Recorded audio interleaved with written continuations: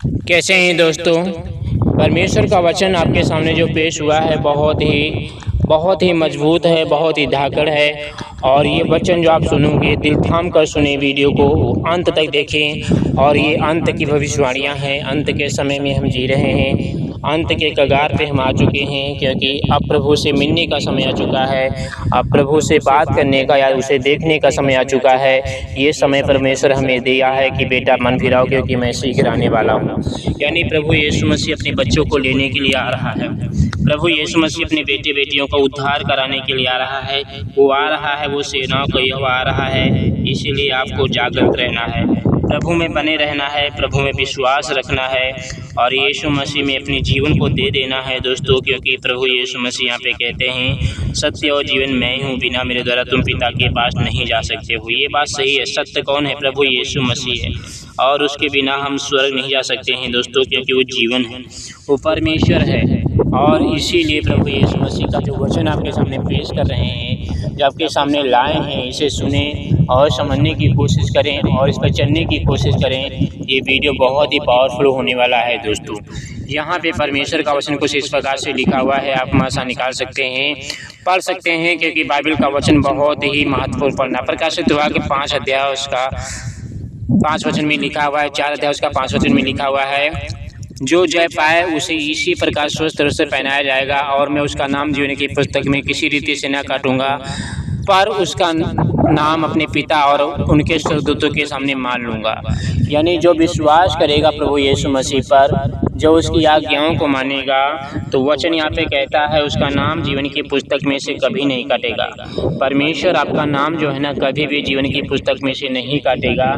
आपका नाम सरकारी रजिस्टर से कट जाएगा, लेकिन प्रभु यीशु मसीह आपका नाम बिल्कुल भी डिलीट नहीं करेगा, क्योंकि वो परमेश्वर है। अगर एक बार उसने नाम लिख दिया तो लिख दिया। इसीलिए आपको सिर्फ प्रभु पर विश्वास करना है दोस्तों, क्योंकि जब एक व्यक्ति परमेश्वर पर विश्वास कर लेता है, इस मसीह पर विश्वास कर लेता है, तो वह मृत्यु से पार होकर जीवन में प्रवेश कर चुका होता है, क्योंकि उसके लहू पर विश्वास किया, उसने क्रूस पर विश्वास किया, उसने आज्ञाओं को माना। तो इसीलिए हमें क्या करना है? प्रभु पर विश्वास करना है दोस्तों। नम्र बने, दीन बने, आज्ञाकारिता में समय बिताएं, क्योंकि समय बहुत करीब आ चुका है, न्याय का समय आ चुका है। इसलिए प्रभु यीशु मसीह में बचाना चाहते हैं, वो अपने पास ले जाना चाहते हैं। तो चलिए जी वीडियो को शुरू करते हैं वचन के साथ, और वचन को हम समझाने की पूरी कोशिश करेंगे ताकि आप समझ जाएं, क्योंकि परमेश्वर अंत के समय में आपको बुला रहा है दोस्तों। तो यहाँ पे वचन की व्याख्या हम करने जा रहे हैं। हालेलुया। तो दोस्तों मैं आपको व्याख्या करके समझाने जा रहा हूँ कि इसका अर्थ क्या है, क्या नहीं है। इसे समझने की कोशिश करें और इस पर चलने की कोशिश करें। वीडियो को लाइक कर दीजिए। यहाँ जो मैंने आपके सामने वचन पढ़ा है दोस्तों, ये बहुत ही इम्पोर्टेंट वचन है। वचन यहाँ पे क्या कहता है कि जो जय पाए मैं उसे श्वेत वस्त्र पहनाऊंगा। यहाँ प्रभु जय पाने वालों के लिए एक प्रतिज्ञा देते हैं। जय पाने का मतलब यह नहीं कि हमारे जीवन में कभी कठिनाई नहीं आएंगी या हम कभी परीक्षा में नहीं पड़ेंगे, बल्कि इसका अर्थ है कि कठिन परिस्थितियों के बावजूद हम प्रभु को नहीं छोड़ें, विश्वास में बने रहें और पाप के रास्ते को अपना जीवन ना बनने दें। चाहे जितनी मुसीबत आए, चाहे जितनी तकलीफ़ें आए, आने दिए, थोड़ा दर्द सहना पड़ेगा दोस्तों। अगर अनंत काल का जीवन पाना है, स्वर्ग पाना है और नरक में जाने से बचना है, वो भी अनंत काल के लिए, तो आपको थोड़ी बहुत कठिनाइयों का सामना तो करना ही पड़ेगा। क्योंकि जितने भी प्रभु यीशु मसीह के चेले थे, वो भी कठिनाई सही, वो भी दुख सहा, उन्होंने भी तकलीफ़ें सही, उन्होंने भी बहुत ज़्यादा लहू बहाया गया, दुख सहा, पीड़ा सही। लेकिन हमको भी थोड़ा बहुत दुख सहना पड़ेगा दोस्तों, क्योंकि बहुत प्रभु यीशु मसीह खुद कहते हैं कि तुम्हें क्लेश उठाकर, बड़ी मुसीबतें उठाकर, बहुत ज़्यादा दुख उठाकर तुम्हें परमेश्वर के राज में प्रवेश करना पड़ेगा। ये खुदावंद यीशु मसीह का वचन कहता है कि तुम्हें बहुत ही तकलीफ उठाना पड़ेगा, तब तुम्हें स्वर्ग के राज में प्रवेश करना पड़ सकता है। जीवन की पुस्तक का उल्लेख अनंत जीवन और परमेश्वर के सामने स्वीकार किए जाने की गंभीर बात को दिखाता है। परमेश्वर उन सब का न्याय करेगा जो इस धरती पर परमेश्वर को इनकार कर रहे हैं, और उन सब का परमेश्वर न्याय उनका भी करेगा जो लोग प्रभु में विश्वास करके गलत रास्ते पे जा रहे हैं, गलत चुनाव चुन रहे हैं, पाप को चुन रहे हैं।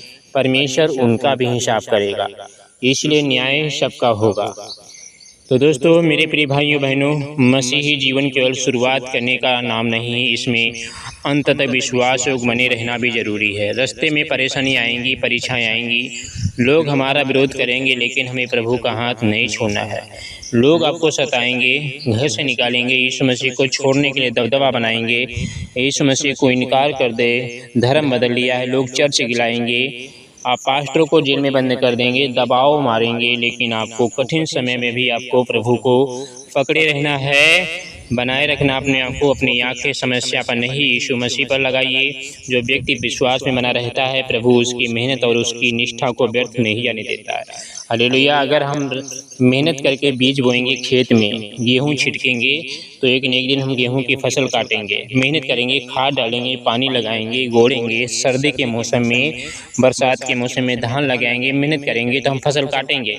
ऐसे ही पृथ्वी पर अगर तुम मेहनत करोगे, प्रभु को स्वीकार करोगे, प्रभु की आज्ञाओं को मानोगे, मेहनत करोगे, तो प्रभु यीशु मसीह सब जानता है और आपकी मेहनत का प्रतिफल वो आपको देगा। दोस्तों, विश्वास में रहें, विश्वास में अटल बनाए रखें अपने आप को, और अपने आप को शैतान के हवाले ना करने दीजिए। ये परमेश्वर का वचन कहता है। अगला वचन कहता है प्रकाशित वाक्य 4 का 6 वचन कहता है, जिसके कान हुआ सुन ले कि आत्मा कलीसियाओं से क्या कहता है। यानी जिसके कान हो वह सुन ले, यानी परमेश्वर कलीसियाओं से क्या कह रहा है, ये आपको जानने की ज़रूरत है, आपको समझने की ज़रूरत है, ये आपको प्रभु के पास जाने की ज़रूरत है कि आत्मा कलीसियाओं से क्या कह रहा है। ये परमेश्वर का वचन कहता है। हालेलुया। इसीलिए आज उसके पास आइए, अपने जीवन को देखिए, क्योंकि हर विश्वासी एक न एक दिन यीशु मसीह के सामने खड़े होना पड़ेगा, और उस दिन आपका पैसा या धन दौलत या आपका पद आपको बचा नहीं पाएगा, आपका घमंड आपको बचा नहीं पाएगा। बचा पाएगा तो सिर्फ जीवन की पुस्तक में आपका नाम है या नहीं, यही आपको बचा पाएगा। दोस्तों, इसीलिए उसे ना छोड़ें, दुनिया को छोड़ देना, यीशु मसीह को आप बिल्कुल भी ना छोड़ें, क्योंकि छोड़ने का नतीजा नरक जाने का है। हालेलुया। दोस्तों, यहाँ पे परमेश्वर का वचन कहता है, आपके लिए जो मैंने वचन पढ़ा था कि जिसके कान वसूलों की कलीसियाओं से परमेश्वर जो है ना वो क्या कह रहा है। यह केवल कानों की आवाज़ सुनने की बात नहीं है, इसका मतलब है कि परमेश्वर जो कह रहे हैं उसे दिल से स्वीकार करना और जीवन में लागू करना हमारा कर्तव्य है। हम बाइबल सुन सकते हैं, प्रवचन सुन सकते हैं, बहुत सारे लोग वचन पढ़ सकते हैं, लेकिन असली बदलाव तब आता है जब हम परमेश्वर की बात को अपने जीवन में उतारते हैं। हालेलुया। हम बाइबल तो पढ़ रहे हैं, प्रार्थना तो कर रहे हैं, लेकिन अगर हम पाप में जी रहे हैं तो मतलब नहीं बनता है। दोस्तों, खूब बाइबल पढ़ी, खूब प्रार्थना करी, और जब पाप की बारी आई तो आप इनकार कर रहे हैं, नहीं करूँगा, ये परमेश्वर देख रहा है, तो वचन आप परमेश्वर से प्यार करते हैं। वचन कहता है कि हालेलुया तो सब लोग कहते हैं, लेकिन आज्ञाओं को कुछ ही लोग मानते हैं। इसीलिए वचन कहता है हालेलुया धन्यवाद कहने वाले नहीं जाएंगे। जो सुबह शाम करते हैं लेकिन पूरा जीवन व्यस्त है पापों में, वे लोग जाएंगे जो यीशु मसीह पर विश्वास करते हैं, जो यीशु मसीह की आज्ञाओं को मानते हैं, जो रात दिन उससे प्रार्थना करते हैं, जो उससे लिपटे रहते हैं, जो उसकी बात को मानते हैं, वे ही यीशु मसीह के घर जा पाएंगे। दोस्तों, और उसके घर जाना आसान है, बहुत आसान। बस आज्ञाओं को मानो, पाप को छोड़ो, बाकी दाना, चारा, पानी सब कुछ परमेश्वर आपकी सेवा करता रहेगा, क्योंकि आप परमेश्वर की बात मानते हैं। तो लास्ट में आपको यही बता देना चाहता हूँ कि आज प्रभु का संदेश केवल सरदीस की कलीसियाओं के लिए नहीं है, बल्कि हर उस व्यक्ति के लिए जो परमेश्वर का वचन सुनता है। प्रभु हमसे कह रहे हैं, जागो, जो बचा हुआ है उसे मजबूत करो, अपने पुराने विश्वास को याद करो और मन फिराओ, और प्रार्थना में फिर से चालू हो जाओ, प्रभु के पास फिर से लौट के आ जाओ। ये परमेश्वर का वचन कहता है, अगर तुम्हारे आसपास बहुत से लोग परमेश्वर से दूर हो जाएं, तब भी तुम विश्वास योग्य बने रहो।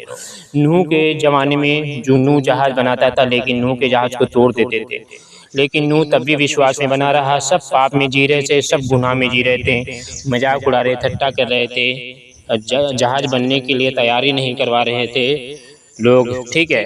लेकिन नूह के जो बेटे थे वो सब क्या कर रहे थे, बहुए थे, वे सब जहाज बनाने की लकड़ी ढो रहे थे। और परमेश्वर उनके साथ था। लेकिन जो नूह था वो पापियों के साथ नहीं था, रह रहा था संसार में ही पापी लोगों के बीच में, लेकिन वो पाप नहीं कर रहा था। ऐसे ही हम चाहे संसार में रहें, लेकिन हमें संसार की तरह नहीं जीवन जीना है, क्योंकि प्रभु सब देख रहा है। इसलिए आज हम अपने दिल को जांचें, कहीं हमारा विश्वास केवल नाम का तो नहीं रह गया है, कहीं हमारी प्रार्थना कमज़ोर तो नहीं पड़ गई है, कहीं संसार की बातें हमें परमेश्वर से दूर तो नहीं कर रही हैं। आइए आज प्रभु के सामने अपने मन को झुकाएं और कहें, हे प्रभु, मेरे अंदर को विश्वास मजबूत कमज़ोर हो गया है, उसे फिर से मजबूत कर, मुझे आत्मिक रूप से जागृत कर और अंदर तक तेरे साथ विश्वास बने रहने की सामर्थ्य दे। जिसके कान वह सुन ले कि आत्मा कलीसियाओं से क्या कहता है। आमीन। ये परमेश्वर का वचन कहता है। परमेश्वर से मजबूती मांगिए, कहिए कि प्रभु मुझे अंदर से मजबूत कर, मैं बाहर से बहुत सुंदर दिखाई देता हूँ। अच्छा, आप परमेश्वर से कहिए कि हे प्रभु यीशु मसीह, मेरे अंदर जो जलन है कुड़न दूर कर दीजिए। परमेश्वर हमारी नफरत को दूर करेगा, परमेश्वर हमारे जलन को दूर करेगा, परमेश्वर हमारी मदद करेगा। परमेश्वर अपने बच्चों की सहायता करना जानता है दोस्तों।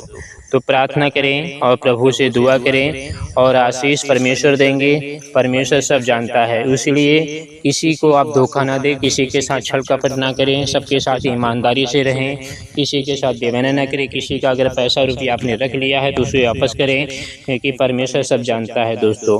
पति पत्नी के बीच में लड़ाई झगड़ा ना करें, गाली गलौज ना करें। हो भी जाते हैं तो सुबह अगर लड़ाई हुई तो शाम तक बोलने लगे, पाप ना करें। और हो भी जाते हैं पाप तो प्रभु से माफ़ी मांगिए। वो हमारा प्रभु यीशु मसीह जो याजक है, परमेश्वर की दाहिनी ओर बैठा है, वो आपको माफ़ करेगा, क्योंकि वो परमेश्वर है, वो दयालु है। लेकिन एक जब व्यक्ति मर जाता है, बॉडी से आत्मा निकल जाती है, तो फिर मरने का चांस नहीं है, मौका नहीं है जीवित रहने का। नरक से स्वर्ग आने का रास्ता जो है वो बंद हो जाता है, क्योंकि धनवान कह रहा था कि मुझे पानी पिला अब्राहम से, लेकिन अब्राहम ने उत्तर दिया था, तेरे मेरे बीच में भारी गड्ढा है, जो यहाँ से वहाँ, वहाँ से यहाँ कोई नहीं जा सकता है, मैं तुझे पानी नहीं दे सकता हूँ। दोस्तों, नरक में बहुत यातनाएं होती हैं, बहुत तड़पाया जाता है, लोगों को सुकून नहीं मिलता है, लोग रोते हैं, चिल्लाते हैं, पछताते हैं अपने बुरे कामों को याद कर करके। लेकिन प्रभु हमें मौका देता है, प्रभु हमेशा मरने का चांस देता है। इसीलिए हमें प्रभु के पास लौटना है, प्रभु के पास आना है और अपने जीवन को प्रभु के आगे दे देना है, क्योंकि वो जानता है कि हमारा जीवन कैसा चलेगा, वो जानता है कि हमें क्या चाहिए, वो जानता है कि हमारा भविष्य क्या है, वो जानता है कि परमेश्वर इस बेटे को बीमारी है, पैसा की ज़रूरत है, भोजन की ज़रूरत, नौकरी की ज़रूरत है, वो सब जानता है और आपकी चिंताओं को परमेश्वर दूर करेगा। हे प्रभु, इस प्रार्थना को सुने, स्वीकार करें और इनकी इच्छाओं को पूरी करें। यीशु मसीह, आप हमारे पिता हैं, हम आपके बच्चे हैं, और बच्चे लोग अपने पिता से भोजन वस्तु मांगते हैं और आप हमें देते हैं। यीशु के नाम से मांग लेते प्रार्थना को, आमीन।